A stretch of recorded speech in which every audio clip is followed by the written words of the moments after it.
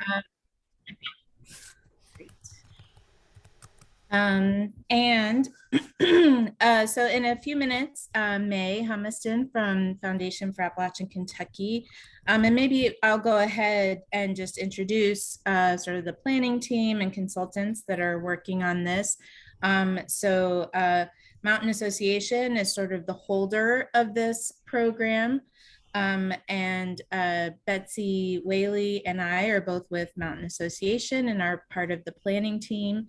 Donna Daniels is from Brushy Fork Leader Institute and is also on the planning team, as is May Humiston from the Foundation for Appalachian Kentucky. And Judy Sizemore, who is a longtime consultant and advocate in Eastern Kentucky, is also on the planning team. And then Laura Huth Rhodes and Jenny Reister are consultants who are working on the training committee, helping put together trainings. So in a few minutes, May is going to share more about what the we're calling it the NPLC, the Nonprofit Learning Community is.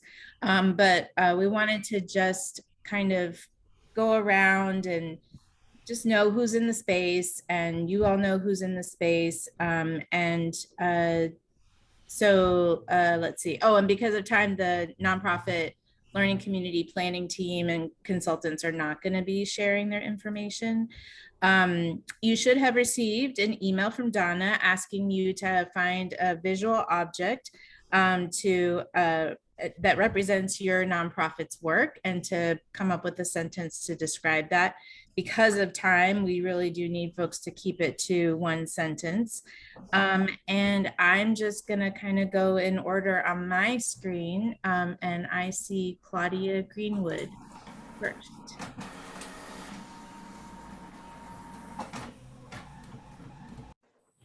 Okay, I'm Claudia Greenwood. I am with, I don't know if you can see that or not. I'm with Knox County Unite, and we are a drug prevention coalition. And I'm also with the Chamber of Commerce. I'm the executive director of the Knox County Chamber of Commerce.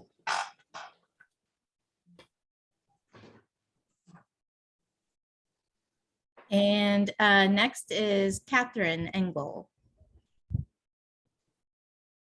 Hey everybody, should I share my screen, or I can maybe just describe the picture? I'm with the Lindahan Center, and I have a picture of a bridge, which I think I presented at our last meeting. Yeah, we're a bridge to the community here in Knox County. Also, you can share your screen real quickly now, Catherine, if you want. Okay.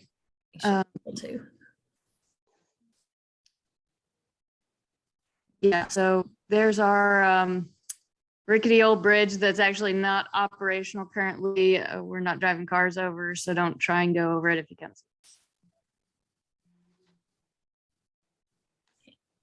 Thank you. Rhonda Phillips. I have this little, it's a greeting card that a friend of mine got me one time, and I have it up in my office because we're a place-based organization. So we are planted in the neighborhood where we work at Thompson Scholars. So that sort of signifies who we are. And I'm the director of Thompson Scholars. Awesome. Allie.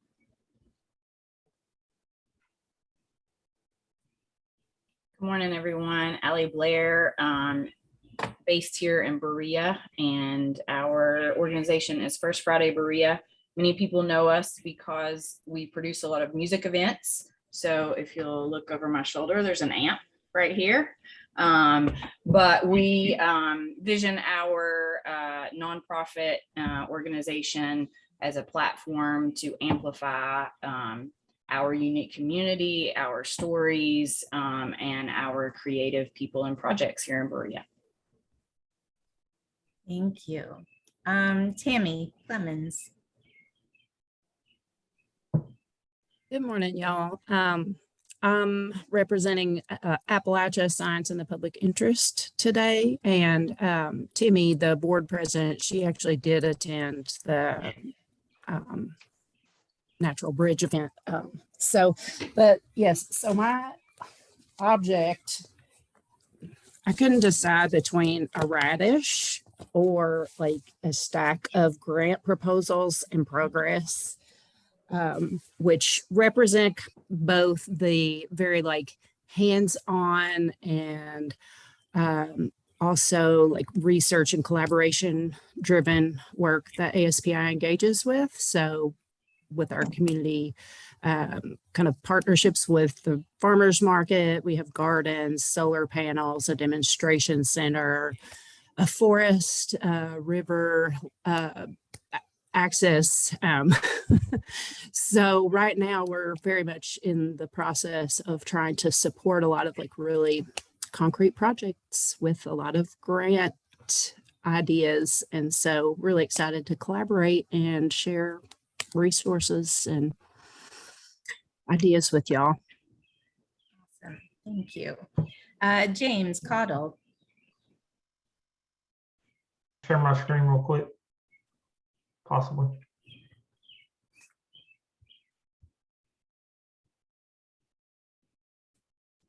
I think it'll let you do it. Perfect.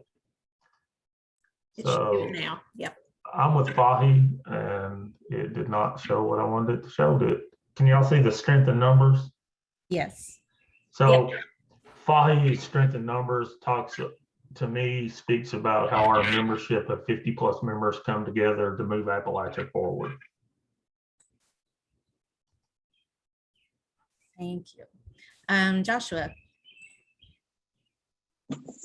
Hello, everyone. I have this book, and this book represents the Berea Arts Council because it's a community of people and with the similar backgrounds and interests, and at the same time, very diverse group of people. Brian Ramsey. Hello, everyone. I'm on vacation this week and just got back to the house to the beach house this morning. So I'm not very well prepared.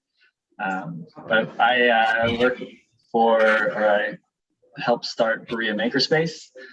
We are a community workshop that is member run. So we have everything from 3D printing to blacksmithing to woodworking. And our mission is to provide that space and for our members and also to impact the community. Super. Max. Hello, everyone. I'm Max Hammond. I've got a couple of different jobs. I'm program director for the Carter County Library and an economic development specialist for Five Co Area Development District. But I'm here today representing the Warriors Path. The Warriors Path is a project that extends from the Gulf of Mexico to Canada. And we're celebrating and memorializing the history of the Native Americans that did live in Kentucky. So here's a map of the project. It covers over 20 Kentucky counties, and we're going to celebrate the diversity that has existed in Kentucky for 12,000 years. Hey, Max, you cut out right at the beginning. Can you just say your first sentence about what the Warriors Path is? The Warriors Path is a 12,000-year-old route of commerce that extends from the Gulf of Mexico all the way to Canada. We're reestablishing the path from the Cumberland Gap to the Ohio River. Wow, cool. Thank you. Let's see, Valerie. Hi, I'm Valerie Horn with Cowan Community Center, and I'm in Whitesburg, and I'm showing the image here. Can you see some people at the table? There we go. Trinity Adams and Louise Murtaugh, an intern, and Louise has been with the farmers market. So, and the plant here is for growing, but just a collection of organizations and people in the community that are striving to grow a healthier and thriving community, and whatever ways that we can do that with the farmers market, Cane Kitchen, and community center outreach. Thank you. Sue Christian. All right. Hello, my name is Sue Christian, and I work for Partners for Rural Impact, which we just changed from Partners for Education, but my nonprofit that I represent is OCare. And we're here in Owsley County, which is where I work at all the time. But one of the things that we focus on is the 7 dimensions of wellness. And the reason I kind of chose this image is because that's, you know, people are more than just a job. People are more than just their health. It takes all pieces working together for a total and complete wellness for people. And since we have such a big substance abuse issue here, that's like, we really want people to get on career paths and health and wellness and the whole thing. So that's our mission, basically. Awesome. Thank you. Mhm. And last, but obviously not least, Gwen Johnson. Thank you.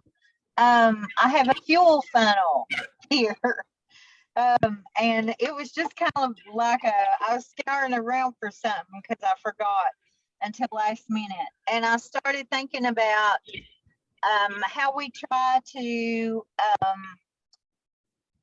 give fuel to ideas and innovations in our community.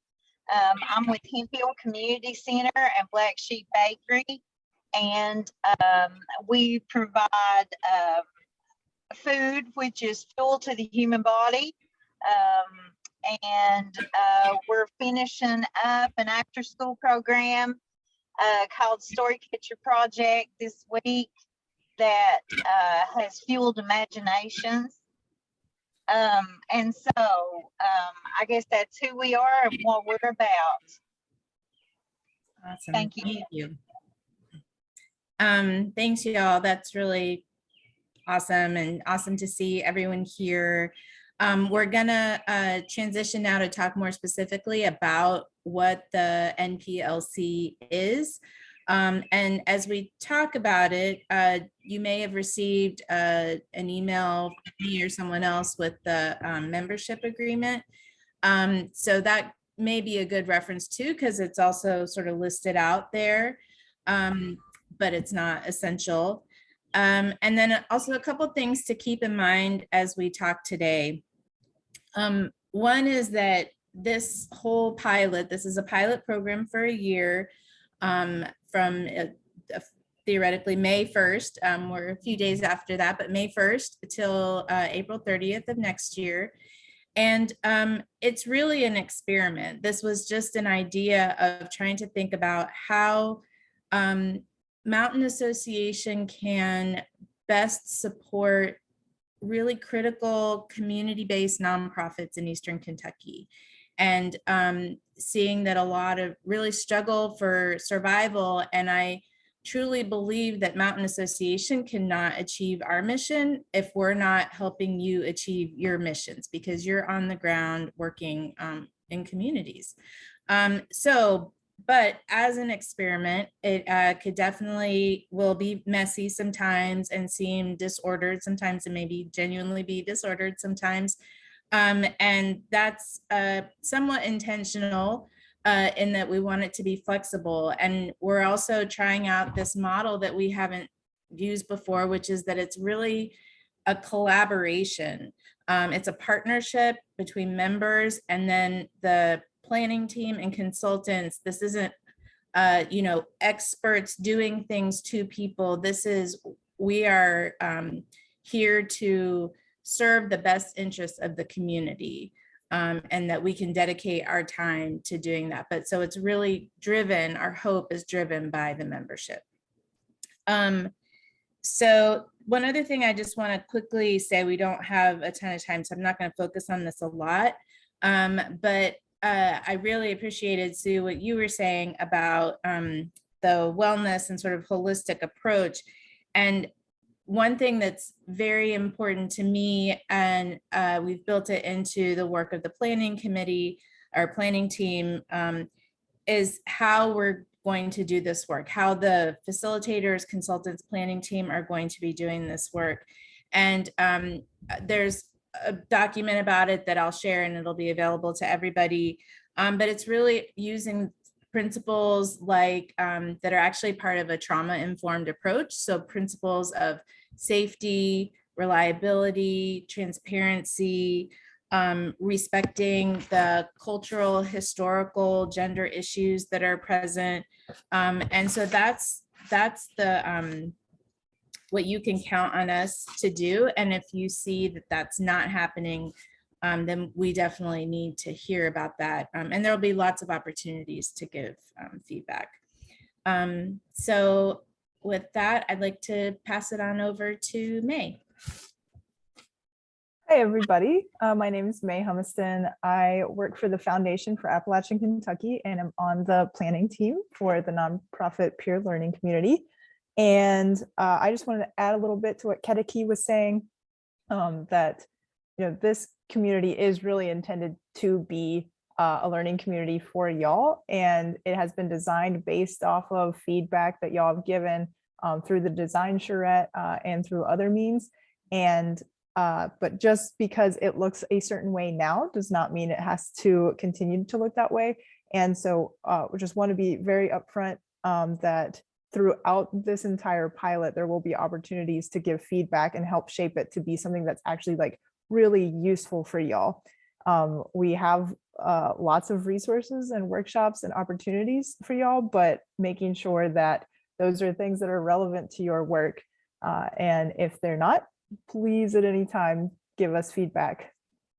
So jumping into it, you'll have heard us talking about membership, and we want to frame it that way because we want for this to be a kind of a peer community that does have that kind of commitment of the implication of membership.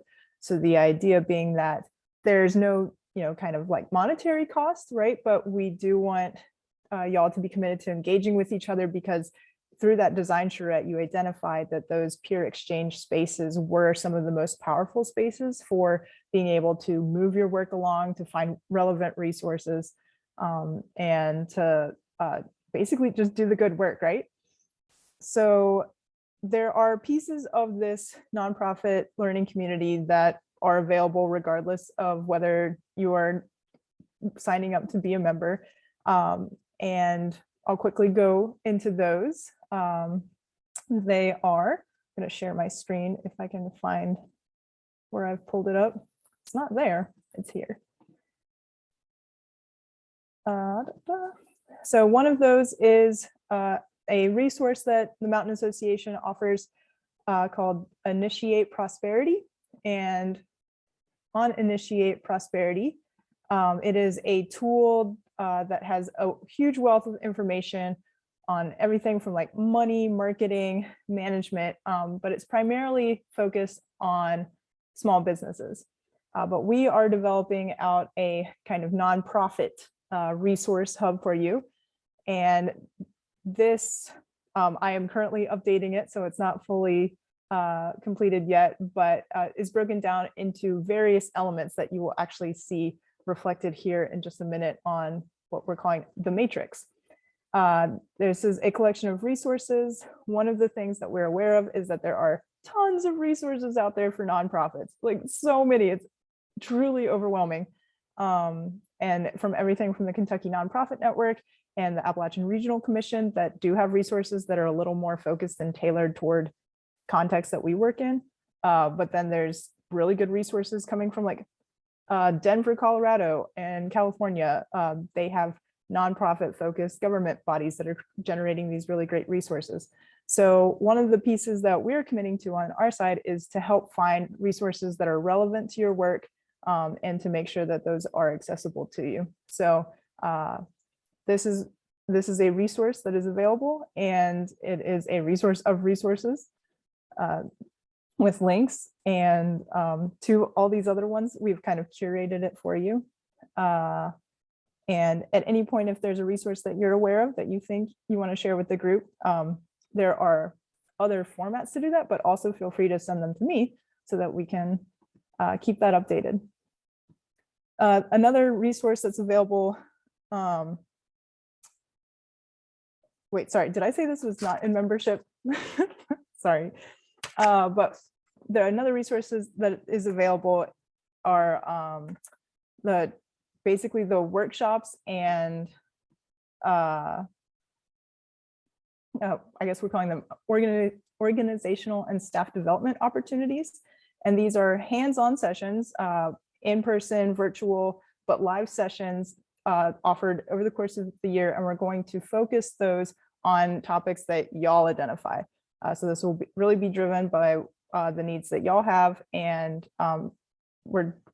there's going to be a survey a little bit later that we send out to y'all at the end of this meeting, I think, where you will be able to provide that direct feedback and say like, oh yeah, we definitely need a workshop on this. I need an opportunity to talk about this with my peers. So definitely take advantage of that because y'all will guide what those look like. So within the membership, there will be also these resources, access to the nonprofit learning community team on the Basecamp platform. I don't know how many of y'all are familiar with Basecamp, but it is a tool that an online tool that basically can hold all your relevant files and resources. There's chat features, there's kind of forum features, calendars. You can find contact information for members of the team.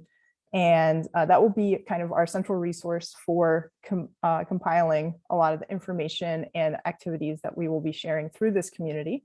And your organization will also have the option to create your own team area on Basecamp that you can use kind of as your own resource. Another piece that we will have is the peer-to-peer learning forums, again, reflecting what y'all identified in that design charrette. Is that open space for y'all to connect on issues and topics and workshop things with each other. So if you want to pitch ideas and get feedback, if you want to seek partners for going in on grant opportunities together, particularly at the federal level, they like to see that there are partnerships, particularly cross-county partnerships, and this is a great community to start kind of identifying who those partners can be. Those gatherings will primarily, if not entirely, be hosted on Zoom, depending on where we're at with COVID, but just an opportunity to have that connection with each other. Another element is what I was referring to earlier, which is the matrix. And this is, I want to share that, a real quick shot of that too. Let's see. So here's point 1 on the matrix, organizational identity and mission, and it kind of breaks down what makes a nonprofit thriving, stable, at-risk, needs attention. And then this is a tool that members of the nonprofit learning community will be able to go through with a coach, with a consultant coach, go through and identify, okay, where's our organization at on each of these? And I think there are 17 different sectors, I guess, to go through and identify, okay, where are we strong, where are we weak, or where do we need to put in work? And then the coaching aspect will help your organization develop that roadmap to strengthening those pieces that y'all identified. We anticipate that the matrix will take approximately 10 hours to go through and provide, and this will really provide a baseline for y'all to say, okay, here's where we're at. And then here's our roadmap of what we need to do to advance along that. And then at the end, being able to say, okay, here's where we progressed, and here's where other nonprofits could benefit from what we've learned in this process too. Or here's where we can keep going in coming years. We've also got the Brushy Fork Leadership Summit. I know a lot of us have already benefited from that, and it continues to be a great opportunity. So members of the learning community will be eligible to apply for a peer learning community scholarship to be able to attend that summit. Brushy Fork is known, if you have not been able to attend Brushy Fork yet, they have really great workshops. They're kind of intensive, really focused workshops that are led by professionals in their field. and members will be able to receive travel support for mileage, lodging, food, childcare expenses to make sure that that's accessible to y'all. We've got Network for Goods Jumpstart Program. This is a year-long program to help build your nonprofit's fundraising capacity and skills. There is a fee, but members are eligible to apply for funding from Mountain Association to support that participation. And this round, participation in that particular program will be supported for up to 5 organizations. So be assessing if that's something that you're interested in. Of course, if you have any questions about what all that entails, we are happy to share that. And then there's obviously additional learning and development. Members are eligible to apply for funding from Mountain Association for specific organizational and staff development. And these are things for like proposal writing workshops, nonprofit accounting, marketing, board governance, nonprofit management, the list goes on. These funds could cover things like travel expenses, reimbursements for childcare, the fees for actually registering for the workshop. It does not necessarily include conferences as a whole, unless there's a really specific organizational development or staff development component. And then the kind of like last thing that we are working on right now, but again, open to feedback and whatever other ideas y'all have, is just more resources that are available to you. Things like access to more grant search engines, those databases that can be really helpful, fundraising tools, a grants calendar, and other kind of like timelines and things that help y'all kind of conceptualize what is needed in nonprofit management and this kind of work. So I don't believe, are we doing questions right now?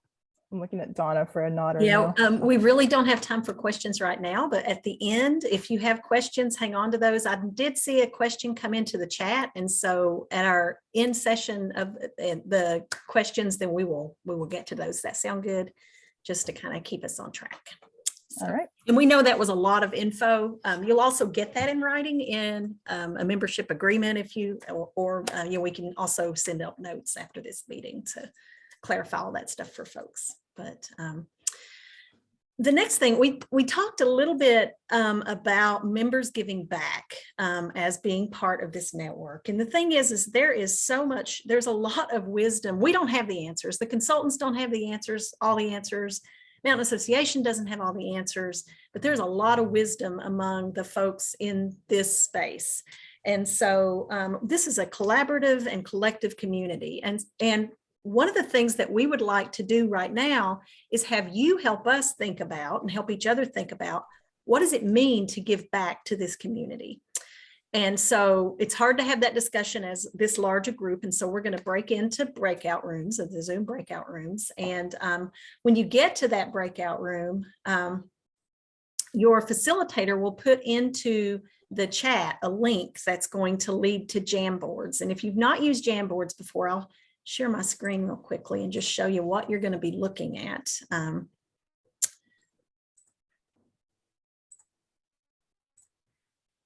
Depending on which group you're in, you're going to see a Jamboard that looks like this. So once you click that link, if you're on a computer, then you'll be able to do this easily. If you're not on a computer, then, and some people have to join by phone, we completely understand that. If there's something you want to add to this Jamboard, then let somebody know and they can add it for you. If you're on a computer, all you'll have to do with this Jamboard is go in and double click one of those sticky notes to add your idea. If all the sticky notes are added are used up, then you can actually go over and add your own sticky note by clicking this in the toolbar. So you'll be assigned to a room based on a color. We have blue, green, orange, and pink, I think. But anyway, you'll see when you get into your room, which room you're in, and just click on that and add your notes as you all are having your conversation. So I will stop sharing. All right.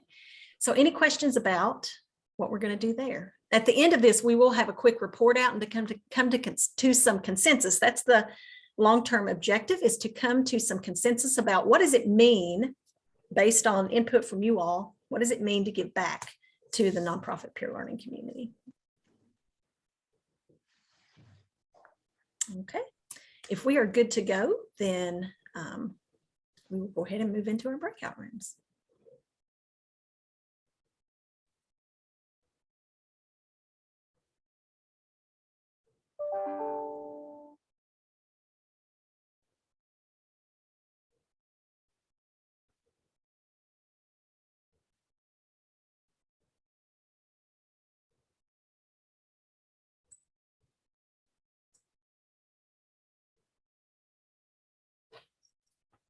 And Gwen, are you, oh, she got it. Okay. I thought she might be having trouble. Thank you for doing the breakout rooms. No problem. I figured that since she was on her phone, she might have some issues, so I went ahead and just pushed Oh, her you put her into. in. Oh, good. Excellent. That's helpful. Okay. Yeah, there are 3 groups of 5 and 1 of 4. And And I then you think- should be free to join whichever. I'll send a reminder when there is 5 minutes remaining. Sounds good. And then it'll automatically do like a minute countdown and they'll get a chance to finish and then return to the main session. Awesome. Would you like to pause the recording? Oh, that's probably a good idea. Thank you for that. Yes. Let's do that now. Recording. Welcome back. I've been watching these jam boards and seeing lots of good ideas popping up there. So we'll share them as people come back.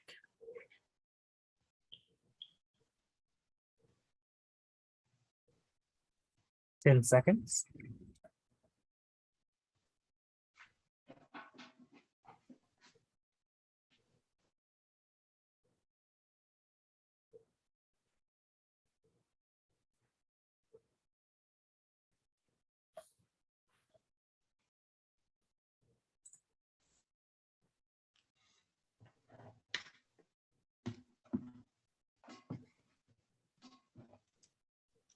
Five more minutes, just 5 more minutes. Just 5 more minutes.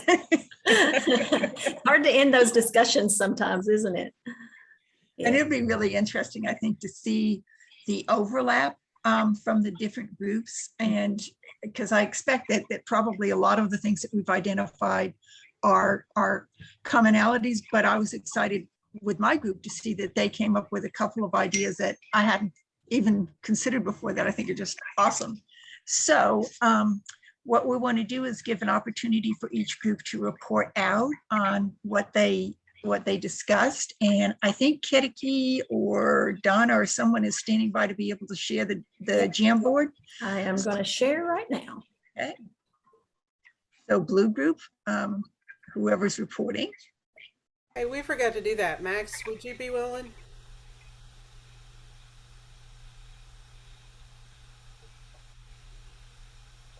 Max Hammond. Is he still with us? Max, it looks, we cannot hear you, Max.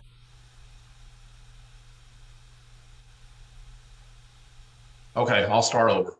Thanks. So one of the first things we identified was the just basic importance of the connection, the ability to be able to talk to each other and always follow up and grow our relationships and get closer and learn more about our organizations and realize the big picture, that we're all working for the good of our people, for the good of our region, and that we're all showing we all have common goals.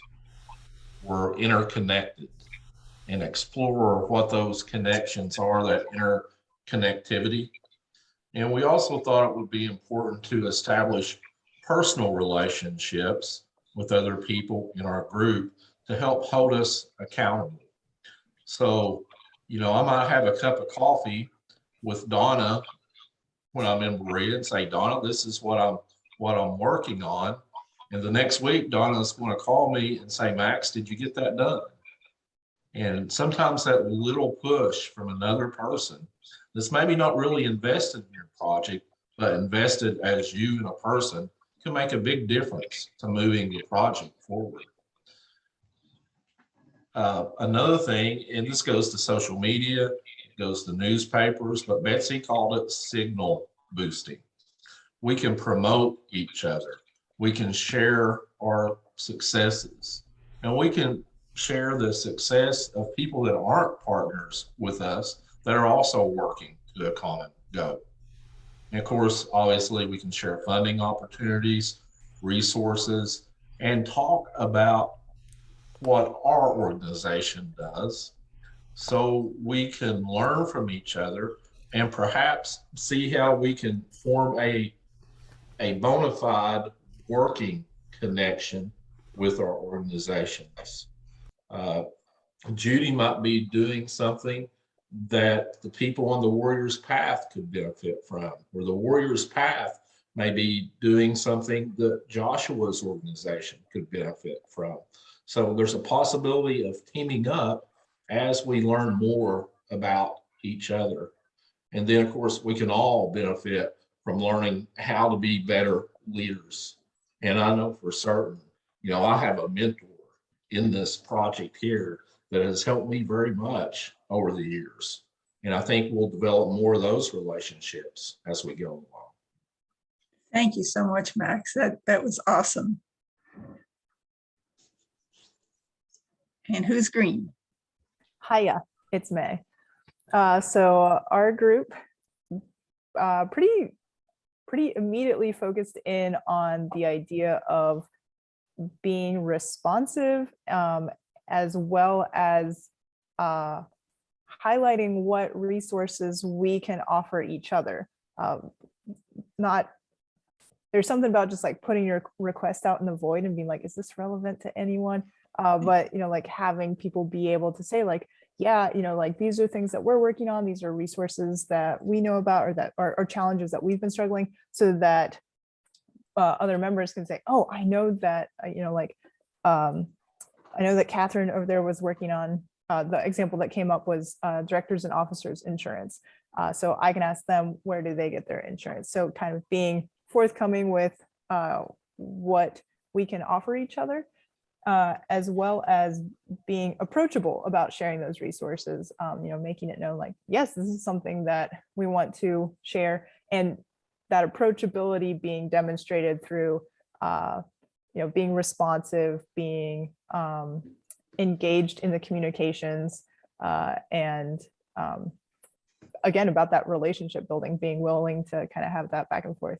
One thing we started talking about was the difference between like helpful listservs or helpful communities, online communities, and ones that we kind of just let fall. And one of the points that came up was those communities that are helpful have, they're kind of easy to access, they are easy to understand, to find the information within them, and that there isn't as much spam. And that might be something that the community wants to do, is to define what is spam, and what is appropriate for one platform versus what is appropriate for what the community wants to build here. Excellent points, man. I appreciate you bringing up that idea of what is spam, so that we don't overwhelm one another as we're building these relationships and working on. What's next, Anna? That'd be you, Brian. Yes. So we had a lot around the sharing of resources, and to sum up some of those, we're all, in some ways, we're all solving the same problems internally. And so sharing what has worked well for us in solving those problems is going to help other people. But we're also all having conversations with other organizations and other individuals. And I think it's important to, as we're having those conversations, be thinking about what other organizations would benefit, so that even if it's not productive for our organization, or the missions don't quite line up, or however it might be, we know, hey, I know this other organization that would fit well with what you're trying to do. So I think sharing resources and ideas is important, but also sharing those opportunities that can be really important. We also mentioned that organizations are at different places in their development, and so organizations that are further along in any particular area could join in teaching and helping along the younger or the less experienced organizations. For me personally, I shared none of our board had any experience in nonprofits and fundraising and that sort of thing when we started. And we still don't, other than what we've learned in the last few years. And so it'll be really nice, I think, in this group to be able to not have to start at the bottom of the learning curve. You can get some expert help or give some expert help. Also sharing physical spaces, everybody's has different missions and has different physical needs for that. And so being able to, whether it's sharing meeting space or retreat space, or in our case, workspace at the makerspace, I think there's opportunities to share those kinds of resources as well. One of the things to me that's important, I tend to think in a systems fashion. And so people have solved problems. And so these are maybe even more specific of here's how we organize our members into groups, or here's how we get the things done around our organization that need to get done, and that sort of thing. Did I miss anything? Sharing the struggle. I think that's an important one that is different from the rest. And, just being able to have other people who are going through what you're going through, whether it's an unproductive conversation or lack of cooperation or any of those struggles that I'm sure we've all been through. Thank you so much. I love that idea of having field trips to each other's physical space. I think that would be incredible. Who's next? That's our group. So we also had site visits to each other's organizations, and maybe possibly other organizations for shared knowledge and insights. Listen to each other, give feedback, bounce ideas off of each other. A regional resource directory was one suggestion. Community partnership opportunities. Post visit, so post site visit, service learning / work parties to help each other get some big project done. In-kind administrative expertise exchanges, sharing grant resources and opportunities, discuss possible grant partnerships, and lift up the work of others in their organizations. And we also talked about something that was a sort of a little bit of an aha for me, was just the sense of, and we've talked a little bit about this in the planning team, the sense of scarcity that a lot of really small nonprofits feel in Eastern Kentucky, and how that can be challenging in relationships with other nonprofits. And so it was one, thinking about how that is a system that is not about those individual nonprofits, but it's a system that we're working within, and how to shift that for our community.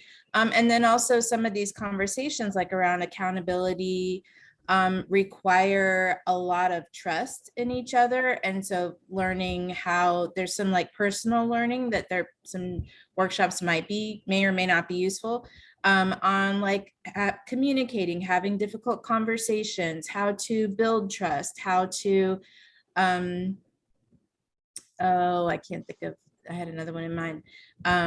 But so those are the things that we thought of. I love the way that we're all thinking in terms of building this as a community. It's awesome. Okay, well, what we want to do is try to gain some consensus on what we've heard and what seems manageable and makes sense to people. Because, in the same way that we're including in the membership agreement some, here's the benefits you're going to be able to receive, we'd also like to be able to communicate, that by becoming a member, here's what you're committing to. Here's what the expectations are of members. We want you to know what you can expect from us, and we want you to know what you can expect from each other. So as you heard all of that, are there things that rose to the top that feel really important and like, okay, we really need to be sure we capture that as an expectation. Are there some things that feel like, I don't see how it could have the capacity to do that? What do you think? And Donna's going to take some notes. And so, Donna, at some point, we may have you share your screen. Sure. Great.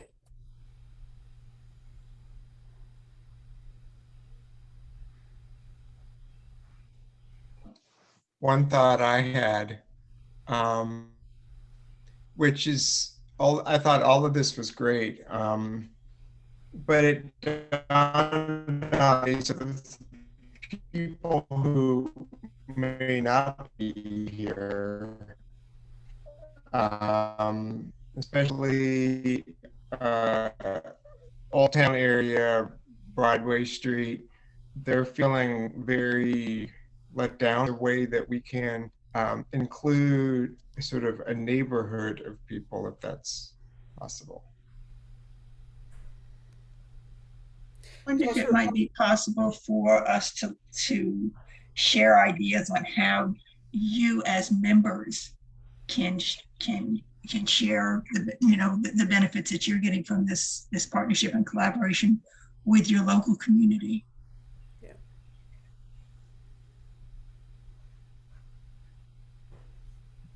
Guess what's coming up for me, I appreciate Brian bringing up systems because I think about systems a lot too. But Basecamp, talking about Basecamp specifically came up in our group, and some of us have never used it. So tutorial or some sort of situation to kind of get people onboarded and comfortable, and then kind of defining how we use it, and kind of what that span might be, what's appropriate for us to share with each other about what we're doing, and so that we don't kind of abuse that space. And then I think it kind of came up the same kind of thought of like being engaged and being responsive and being open to sharing, which that trust has to come in there. And so how are we all engaging and building that with one another so that these communications can really become rich, and especially when it comes to sharing both challenges and successes, sometimes we need to keep some of those things more confidential from the public knowledge, at least for a time period. But if we can rely on each other to kind of have that space to talk about those things as we move forward. So how do we create containers that and kind of define how we engage in those containers? Yeah, thank you, Allie. I'm going to record a tutorial on Basecamp, and it'll probably be a week or two before we get that out, but it will show you how to use it, how to subscribe. You can subscribe to get notified every time somebody posts something in there. You can subscribe to get it, once a day. So if there are multiple posts, you're only getting one email a day, or no emails at all. But I'll do a tutorial on that. Betsy, is there some kind of application that we could utilize? Basically have like an online forum. So say like I've got an issue or a problem and I need help or I need an answer to it. I could post it. And then when anybody in the group had time to comment, they could. Yeah, Basecamp has that function. It has a discussion function, and they call it a campfire, where if you just have an idea or something, but you can post and then people can reply to it. Okay. I'll add, since Betsy added about the video, I'm also we will schedule at least a couple of times for orientations to, again, kind of going through again the different resources, as well as looking through Basecamp for folks after they join as a member, and talk about next steps, what happens now. And so we'll have a couple options for that too.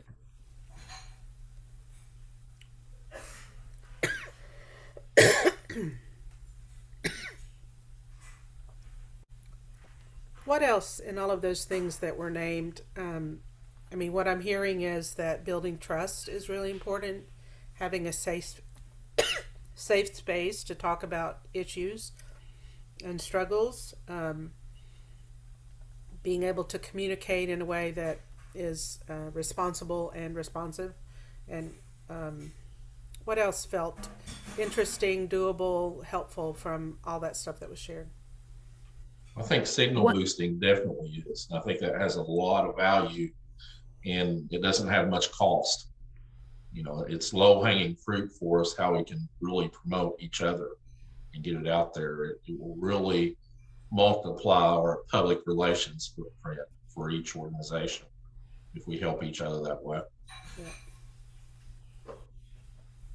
One of the things that I brought up and then was not really surprised to see on all the jam boards was the desire for these really kind of tangible relationships and engagements. Yeah. So the whole site visit aspect, I think that, you know, we have a lot of knowledge to share, but one of the reasons that I brought that up is that, you know, if we physically go to a space where somebody is introducing us to the organization, its history, what's working well, what maybe some of the challenges are, we can kind of offer our relevant expertise in a much more knowledgeable way rather than just reading each other's mission statements online or whatever kind of PR spiel we all have to describe our work. And so the kind of post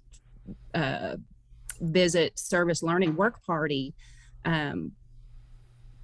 like a way to kind of follow through. So being in each other's physical spaces, kind of understanding on a really embodied level of kind of what the successes and challenges are. But then coming back for a very tangible, like with, you know, so many people's help, we can finish this garden bed or this mailing or whatever thing that we can kind of lend that very concrete support. So not just knowledge sharing, but also actually sharing our labor. And then the knowledge exchange, that was just kind of thinking about like different pieces or different groups do certain pieces maybe really well. And so where we can really identify how somebody's like excellence can fill the gaps where somebody else is kind of learning to do certain things. So I was just excited to see we're all on the same page as far as like not just the networking and the accountability and this kind of like, you know, discussion realm, which is awesome and certainly helpful, but also being like physically present and supportive of one another in a way that we can walk away and like say like we did this today. Yeah, we finished something. Yeah, Tammy, thank you for lifting that up. And I'm curious to know that, you know, what would be the barriers to doing that we might be able to help with? You know, time is always an issue for everybody, but what other barriers, like, you know, the cost of gas? I couldn't really drive that far right now. I mean, what barriers do we need to try to help overcome if we're going to do those site visits? I think travel is always a barrier. I mean, you know, for us a couple of months ago, like just for us to get to ASPI and Mount Vernon was a challenge, you know, when our car was broken down. So I think that travel support clearly would be really helpful, and possibly like organizing carpools from local areas, because there are pockets of folks, so we could maybe organize a ride share or something like that. And then also, you know, as far as meal sharing, I feel like that's something that, you know, if people were to dedicate a day for everybody to contribute a potluck dish, or so just to kind of like self-subsidize pieces of that, so that nobody is like paying for a catered meal per se, but that we're all fed and nourished. And that's a part of like that kind of day-long commitment of being together, is like being responsible for feeding each other. Okay, so travel and food. And maybe having specific specific areas that the host could share, like Rhonda shared with us that they're really good on board diversity. So maybe when we visit Rhonda's site, that's kind of the workshop topic for the day. And, we could combine that idea of just fellowship, workshop topic, and a tangible result. So we have all three of those things kind of grouped together. So a good agenda, right? So there's intro to the place, good meaty discussion and learning opportunity, and then some opportunity to pitch in and help each other. And maybe if there are organizations grouped geographically, you could just hit 2 or 3 of those, a quick tour, and then land at one for more longer session or something like that. Good idea. Yep. So if we're going to do this as this experiment for a year, how often would we want to do this? Every other month, every 6 weeks, once a quarter? I mean, it'd be kind of good to know how many different communities are represented here. We've got 3 organizations, at least in our community, on the call right now. So how many geographic locations that are close that you could do a morning here and an afternoon there? And then, is it every other month or something? Yeah, we can do some mapping and try to figure that out.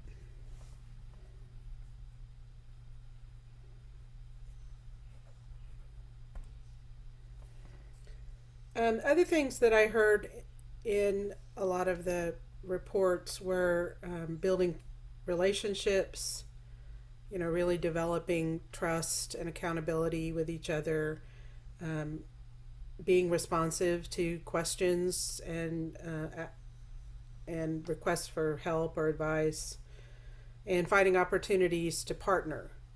And it could be that over time we can see some dots that connect pretty easily, that we could help to, say we're going to do this regional project, and so we're going to write a grant that includes X number of organizations kind of all working on the same thing, and have more, not just a very hyper local strategy, but a regional strategy as well. Okay, well, that's a really good start, y'all. That gets us off and I think helps us to begin thinking about that. So I'm going to hand it back over to Kadeki, I think. Awesome.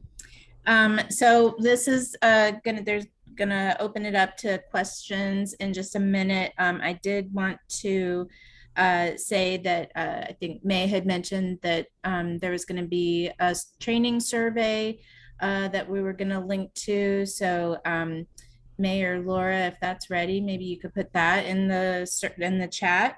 And this is the idea is to really just get your feedback on the kinds of workshops and things that, both in terms of topics, that would be really valuable for you, that would be worth your time attending.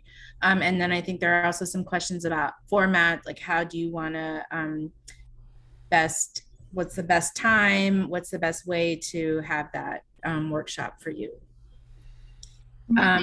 And I'd like to just lift up quickly, just because of the timeliness of it, is the fact that there are going to be ARPA funds coming down to city and county governments in the next month or two, and that they can be used for support for nonprofit organizations. And there's different ways to approach that, but I just want to throw that out there because it's coming down the pike, and it's something that could benefit a lot of you. Yeah, and I think it sounds like probably we're gonna do one of those workshops, but knowing what kind of times work best for people. Is it a lunch hour? Is it after in the evening or late afternoon? What would work best for you all would be important to know. What kind of funds did Judy mention that's coming to our counties? It's the ARPA funds that are, like the I don't actually know what that stands for, but it's the emergency funds. American Rescue Plan Act funds. So it's the COVID money that is coming to all the jurisdictions from the federal government through Department of Treasury. And they're very broadly available to meet needs that have arisen out of COVID.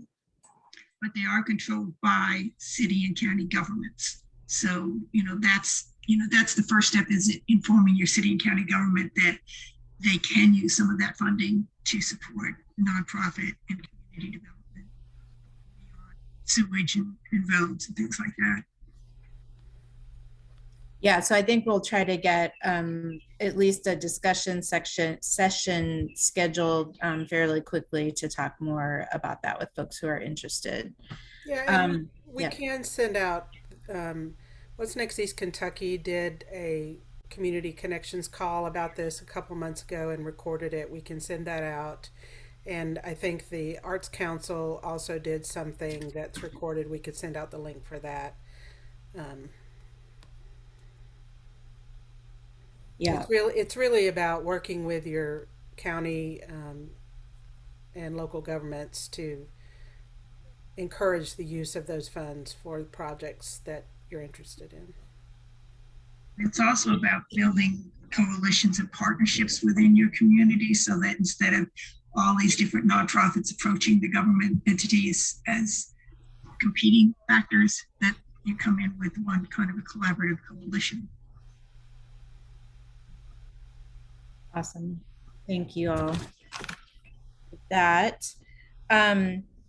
So one other thing we wanted to talk about was, it's also related to time, but for these peer learning forums, which are just really open spaces at the moment for you all for members to really connect with each other and have some of these conversations that you were talking about. What time, if we have a regular sort of monthly that you're not required to attend, but what is the time that works best for people? And I'm wondering, planning team and training team, do you think the training survey will give us that information, since folks are going to be talking about the time? Do you think we could use it double that way? To ask about when we should have various things happen. Yeah. I think it might need to be in a separate survey as we Okay. figure out the scope of the trainings and workshops we want to have offered. And then we can start honing in on the sort of the results of that, and then start asking the questions about when. Okay. Yeah. So for the time being, if you all can put in the chat or give a thumbs up or something, if we did this sort of time, like a lunch hour session, is that sort of the best time to get you during the week anyway, and even, okay, I see a couple thumbs up. Okay, great. All right, so that's probably what we'll continue doing. And then as we get more information, if there are other times that work better for folks, we can think about how to do that. Okay, so finally, I want to, or I guess, so next step. So if you are walking away from here and you know right away, like, yes, I would like to join and be a member, the next step is to sign the membership agreement and scan a copy of that to my email, which I can put in the chat. If you don't have a membership agreement and you need one, maybe put that in the chat and I can send that to you. Or you can email me as well at this. I think we are going to send out the membership agreement to everybody along with the recording, and then also the matrix. And then once folks are members, then I will schedule these orientation sessions to kind of just talk through about what the next steps on that are, because it'll be finding a consultant to go through the matrix with you. So the membership is can be multiple people in an organization, but your membership is the organization. So you and Timmy could both have separate, so you have your own Basecamp accounts and things like that. And that's all I have. So now we can, any questions that you all have? Sorry, that was a lot of information, I know.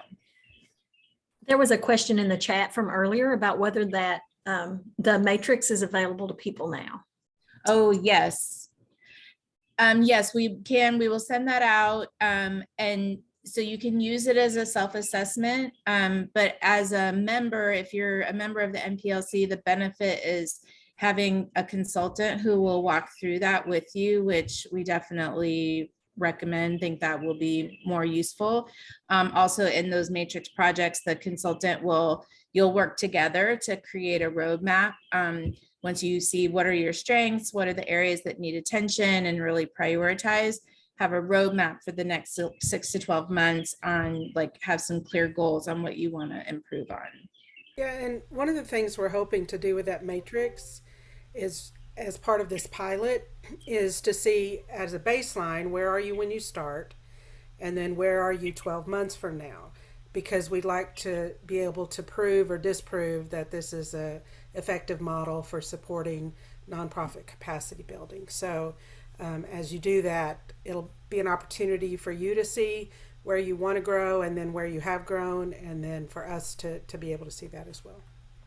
Something that Rhonda brought up in our group that I thought was really interesting and great idea is, like, when you get that matrix, if you scan through it just real quickly and you go, we're really good at that. If you could share that back with us, then, you know, that could be some of that peer-to-peer mentoring if you've got an area that you feel really strong in.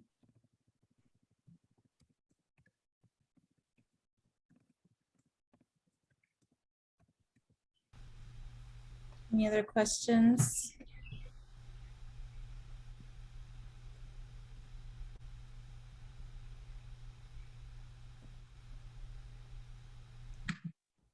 While we're all waiting to get the Basecamp set up and learn how to use it and everything, is there like, could there be like an email distribution list or something, so that, you know, that this group and then the ones that couldn't attend but wanted to can, you know, because I'm sure if you're like me, once we stop, you'll think of 5 questions. And so just to have that ability to interact as quickly as possible. Yeah. I'm happy to have that. I think if you all are, my only reluctance is on the membership agreement. We've asked if folks are willing to share their contact information with everybody, and that's as members. So that would be the only thing. But would folks, oh yeah, bye Max.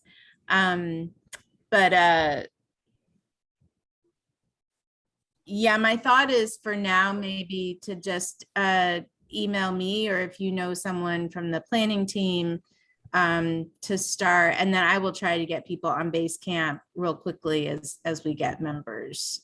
Does that work, Judy?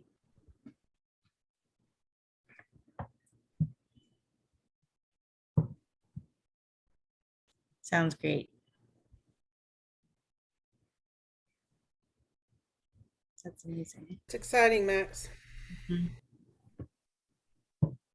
Oh, I like your cat, Laura. Yeah, that is also a requirement, is we need to see your pets and small children. Oh.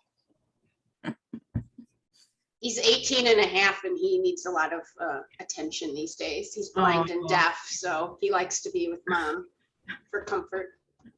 I have one of those.